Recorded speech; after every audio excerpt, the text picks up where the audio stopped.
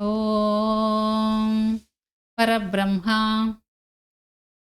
ಪರಂಜ್ಯೋತಿ ಪರಂ ವಿಷ್ಣು ಪರಂಶಕ್ತಿ ಪರಮೇಶ್ವರ ಶ್ರೀ ಶ್ರೀ ಶ್ರೀ ಹಿಮಗಿರಿವಾಸ ಈಶ್ವರಾಯ ನಮಃ.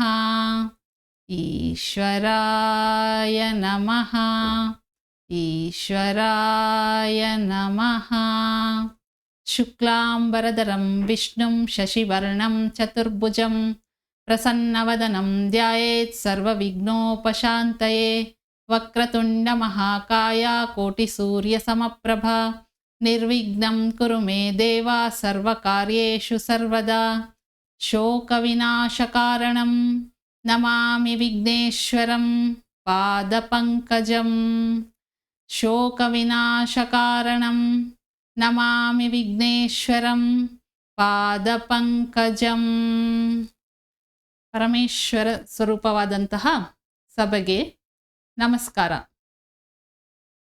ಮುಂದಿನ ಭಾಗವಾಗಿ ಮುಂದುವರಿಸುತ್ತಾ ದೈನಂದಿನ ಜೀವನವನ್ನು ಒಮ್ಮೆ ಸ್ವಲ್ಪ ಪಕ್ಕಕ್ಕಿರಿಸಿ ತನ್ನ ಮನಸ್ಸಿನೊಳಗೆ ತಾನೇ ಬಗ್ಗಿ ನೋಡಬೇಕು.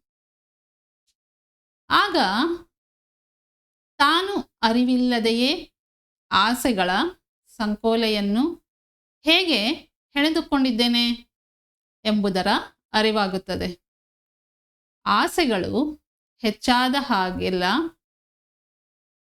ಹಾಗೆ ಅಶಾಂತಿಯೂ ಹೆಚ್ಚಾಗುತ್ತದೆ ಎಂದು ಗುರುತಿಸುತ್ತಾನೆ. ತನ್ನ ಬುದ್ಧಿಯೇ ತನ್ನನ್ನು ಹೇಗೆ ವಿರುದ್ಧ ದಿಕ್ಕಿನಲ್ಲಿ ನಡೆಸುತ್ತಿರುವ ಮಾಯಾಶಕ್ತಿ ಎಂಬುದರ ಅರಿವಾಗುತ್ತದೆ. ಈ ಸತ್ಯವನ್ನು ಮನುಷ್ಯ ಅರಿತುಕೊಂಡಾಗ ಬಂಧನದ ವ್ಯಾಮೋಹದಿಂದ ಉಂಟಾಗುವ ಭಾವನೆಗಳಿಗೆ ಮೂಲ ಯಾವುದು ಎಂದು ಅರ್ಥವಾಗುತ್ತದೆ. ಆಗ ಸ್ಪಷ್ಟವಾಗಿ ತಿಳಿಯುವುದು ಏನೆಂದರೆ ತನ್ನನ್ನು ಸುಖ ದುಃಖಗಳಲ್ಲಿ ಬಲಿಷ್ಠವಾಗಿ ಬಂಧಿಸುವುದಕ್ಕೆ ಮೂಲ ತನ್ನ ಮನಸ್ಸು, ತನ್ನ ಆಲೋಚನೆ ಎಂದು ಅರಿವಾಗುತ್ತದೆ.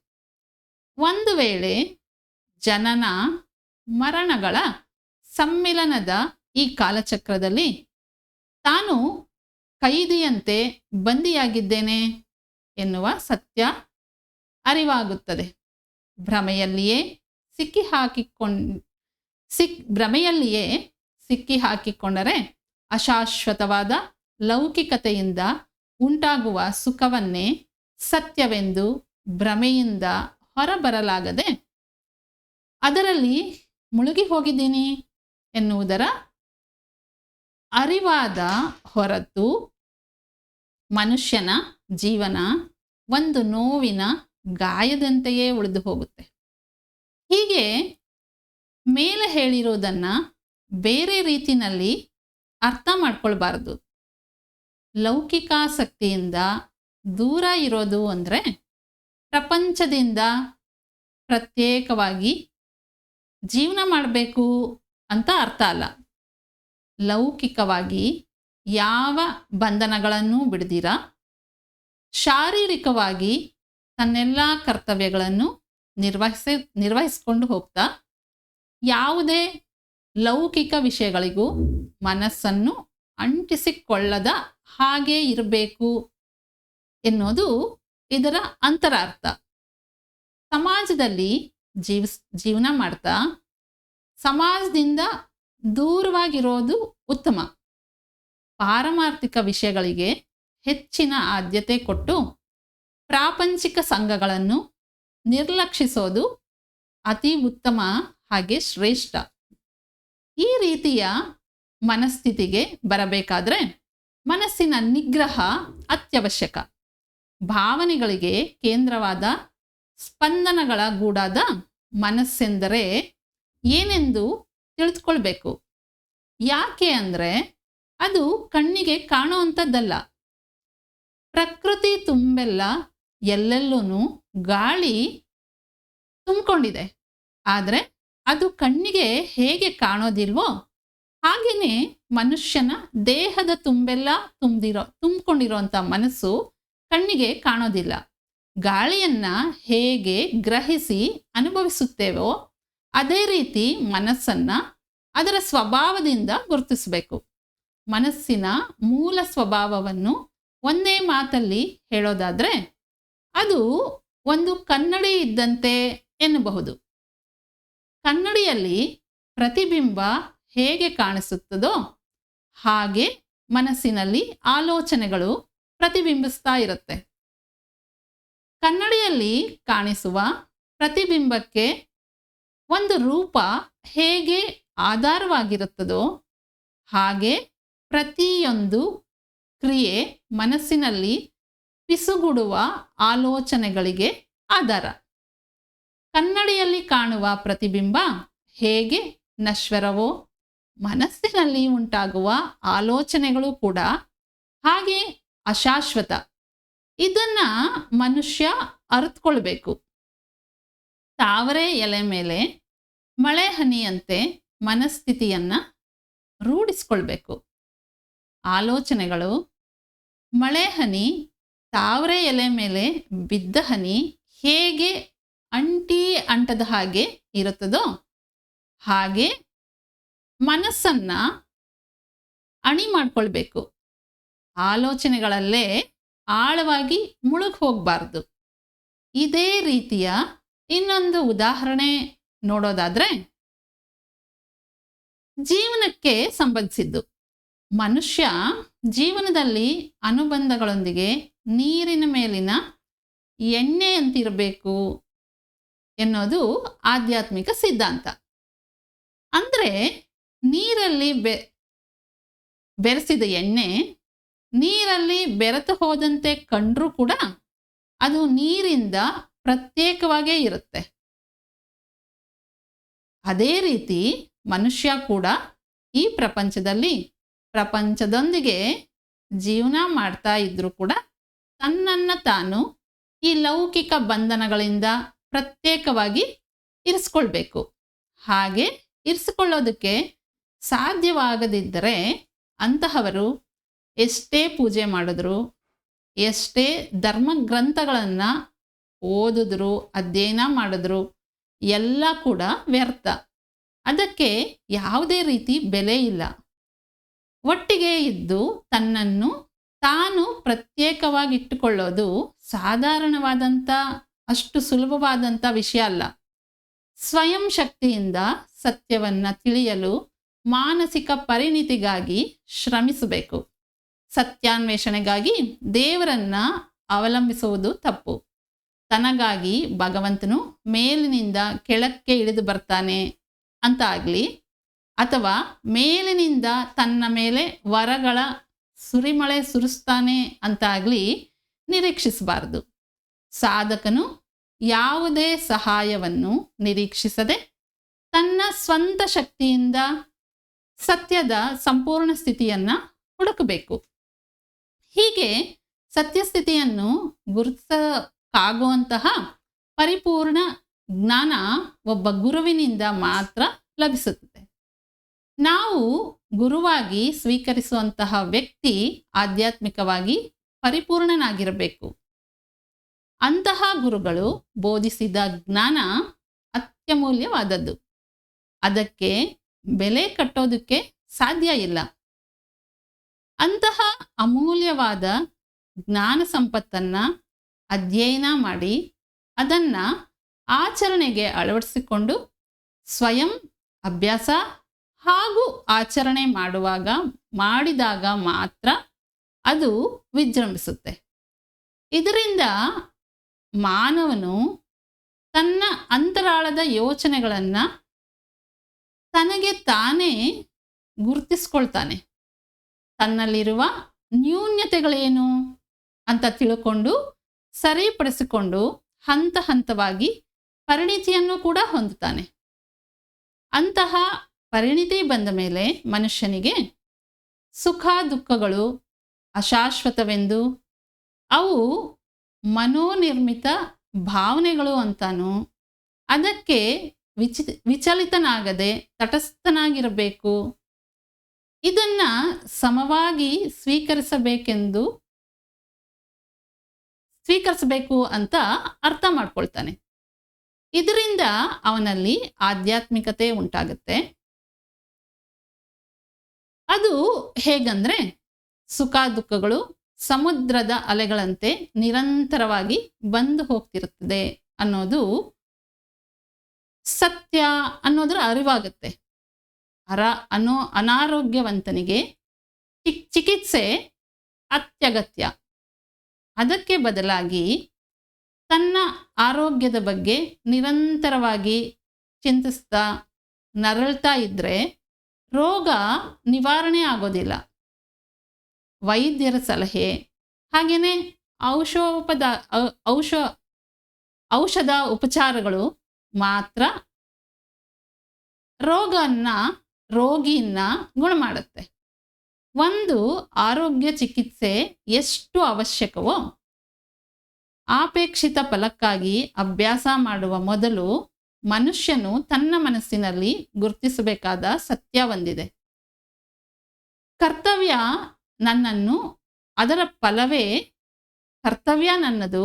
ಫಲವೇ ದೇವರ ಕೃಪೆ. ಕೊಟ್ಟ ಕರ್ತವ್ಯವನ್ನ ಯಾವ ರೀತಿ ಜವಾಬ್ದಾರಿಯಿಂದ ಪರಿಪೂರ್ಣಗೊಳಿಸುತ್ತಾನೋ ಅದಕ್ಕೆ ಅನುಸಾರವಾಗಿ ಆ ವ್ಯಕ್ತಿಯ ವ್ಯಕ್ತಿತ್ವ ಸಾಬೀತಾಗುತ್ತೆ. ಅನಾವಶ್ಯಕ ಸಮಯ ಕಳೆಯೋದ್ರಿಂದ ಸಮಯ ವ್ಯರ್ಥ ಆಗುತ್ತದೆ ಅಷ್ಟೇ. ಸಮಸ್ಯೆಗಳು ಎದುರಾದಾಗ ಸುಮ್ಮನೆ ಆಲೋಚಿಸುವುದರಿಂದಾಗ್ಲಿ ಚಿಂತಿಸುವುದರಿಂದಾಗ್ಲಿ ಸಮಸ್ಯೆ ಪರಿಹಾರ ಆಗೋದಿಲ್ಲ. ಚಿಂತೆಯಿಂದಾಗಿ ಮನುಷ್ಯನ ಆಲೋಚನಾ ಶಕ್ತಿಯನ್ನ ಕಳೆದುಕೊಳ್ತಾನೆ ಅಷ್ಟೇ. ಅದರಿಂದ ನಿರಾಶೆ, ಹತಾಶೆ, ಖಿನ್ನತೆಯಂತಹ ವಿರೋಧ ಭಾವಗಳು ಹೆಚ್ಚಾಗ್ತಾ ಹೋಗುತ್ತೆ. ತನ್ನ ಕರ್ತವ್ಯವನ್ನ ನಿಭಾಯಿಸಲಾಗದಂತಹ ದೀನ ಸ್ಥಿತಿಗೆ ತಲುಪಬೇಕಾಗತ್ತೆ. ಹತಾಶೆ ನಿನ್ನೆಯ ಸಮಾಧಿ, ಭರವಸೆ ನಾಳೆಯ ಅಡಿಪಾಯ. ಸಮಾಧಿಗಳ ಮೇಲೆ ಧೂಳು ಕಸ ಹೆಚ್ಚಾಗುತ್ತಾ ಹೋಗುತ್ತದೆ.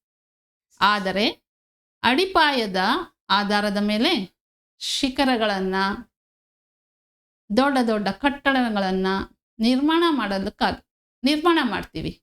ಆದ್ದರಿಂದ ಒಂದು ವಿಷಯ ಸ್ಪಷ್ಟ ಆಗಬೇಕು. ನಿರಾಶೆಯ ಪ್ರಭಾವದಿಂದ ಒಬ್ಬ ವ್ಯಕ್ತಿ ನಿರುತ್ಸಾಹ, ನಿರ್ಲಿಪ್ತತೆ ಹೆಚ್ಚಾಗಿ ಪ್ರಕ್ಷುಬ್ಧಗೊಳ್ತಾನೆ. ಭರವಸೆಗಳನ್ನು ಆಧಾರವನ್ನಾಗಿ ಮಾಡಿಕೊಂಡ್ರೆ ಉತ್ಸಾಹ, ಚೈತನ್ಯ, ಸ್ಫೂರ್ತಿ ಹೊಂದುತ್ತಾನೆ.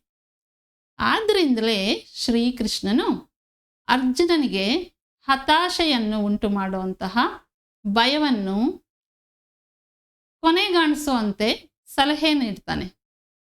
ಭರವಸೆಗಳನ್ನು ಆಧಾರವನ್ನಾಗಿ ಮಾಡಿಕೊಂಡು ಗಂಭೀರೋತ್ಸಾಹದಿಂದ ಕ್ರಮ ಕೈಗೊಳ್ಳೋದಕ್ಕೆ ಸೂಚನೆ ಕೊಡ್ತಾನೆ. ಸುಖ ಮತ್ತು ದುಃಖ ಇವೆರಡೂ ಮನುಷ್ಯ ತನ್ನ ಅಂತರಾಳದಲ್ಲಿ ತಾನೇ ಅನುಭವಿಸುವಂತಹ ಎರಡು ವಿಭಿನ್ನ ಹಾಗೂ ವಿರುದ್ಧವಾದಂತಹ ಭಾವನೆಗಳು. ಈ ಎರಡು ನಮ್ಮ ಮನಸ್ಸಿಗೆ ಸಂಬಂಧಿಸಿದಂಥ ವಿಷಯಗಳು ಎಂದು ನಾವು ಗ್ರಹಿಸೋದಿಲ್ಲ ಅಷ್ಟೇ. ಇದನ್ನು ಯಾವಾಗಲೂ ನಾವು ಬಾಹ್ಯ ಪ್ರಪಂಚದೊಂದಿಗೆ ತಾಳೆ ಹಾಕ್ತೀವಿ. ಇದು ಸರ್ವೇ ಸಾಮಾನ್ಯವಾಗಿ ಪ್ರತಿಯೊಬ್ಬ ವ್ಯಕ್ತಿಯೂ ಅನುಭವಿಸುವಂತಹ ಸ್ಥಿತಿ. ಮನುಷ್ಯ ಎಚ್ಚರವಾಗಿದ್ದಾಗ ಮಾತ್ರ ಇಂತಹ ಸ್ಥಿತಿಗಳನ್ನು ಅನುಭವಿಸ್ತಾನೆ.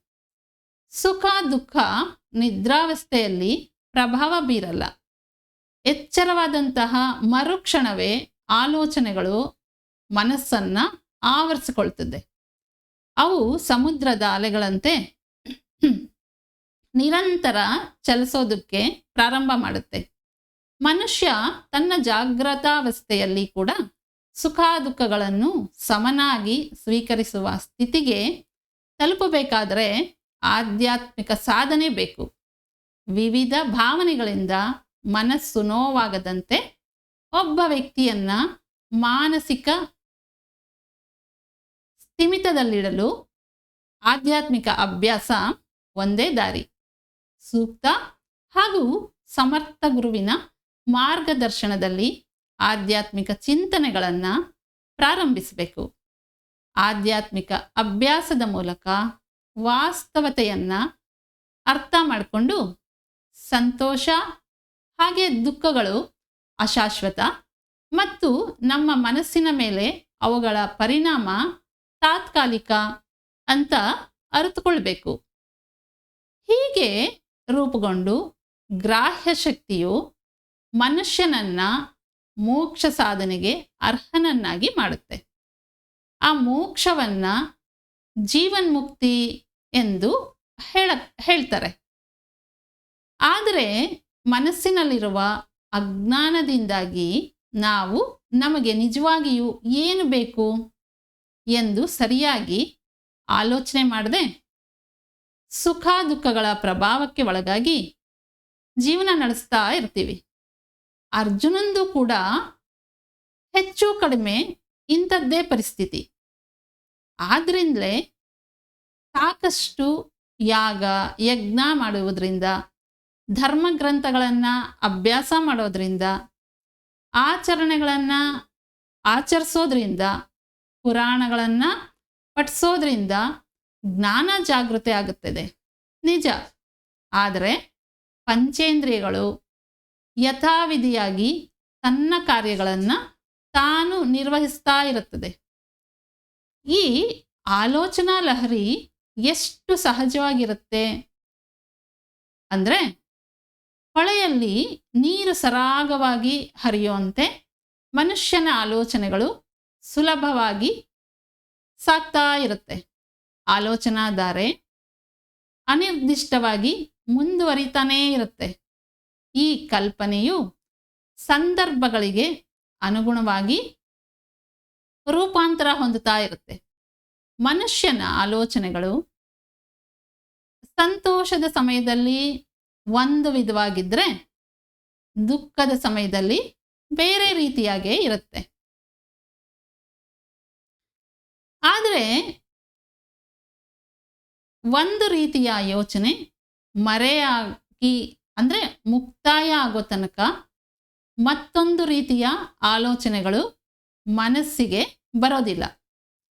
ಇನ್ನೊಂದು ರೀತಿಯಲ್ಲಿ ಹೇಳಬೇಕಾದ್ರೆ, ಒಂದು ವ್ಯಕ್ತಿಯ ತಲೆಯಲ್ಲಿ ಏಕಕಾಲಕ್ಕೆ ಎರಡು ವಿಭಿನ್ನ ರೀತಿಯ ಆಲೋಚನೆಗಳು ಹುಟ್ಟುಕೊಳ್ಳೋಕ್ಕೆ ಅಥವಾ ಅದರ ಬಗ್ಗೆ ತರ್ಕ ಮಾಡೋದಕ್ಕೆ ಸಾಧ್ಯನೇ ಇಲ್ಲ. ಕಲ್ಪನೆಗಳ ಹರಿವು ಒಂದರ ನಂತರ ಒಂದು ನಿರಂತರವಾಗಿ ಮುಂದುವರಿತಾ ಇರುತ್ತದೆ ಹೊರತು ಏಕಕಾಲದಲ್ಲಿ ಏಕ ಮನಸ್ಸಿನಲ್ಲಿ ಎರಡೆರಡು ಯೋಚನೆಗಳು ಅಥವಾ ಎರಡೆರಡು ಚಿಂತನೆಗಳು ಉದ್ಭವಿಸೋದಕ್ಕೆ ಸಾಧ್ಯ ಇಲ್ಲ.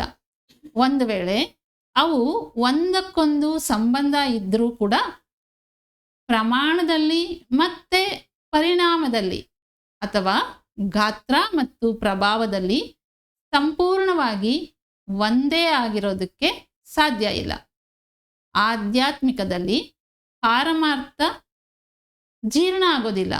ಆದ್ದರಿಂದಲೇ ಅರ್ಜುನನು ಮೋಕ್ಷ ಮಾರ್ಗವೆಂದರೆ ಏನೆಂತ ಅರ್ಥ ಮಾಡ್ಕೊಳ್ಳೋದಕ್ಕೆ ಸಾಧ್ಯವಾಗಲಿಲ್ಲ.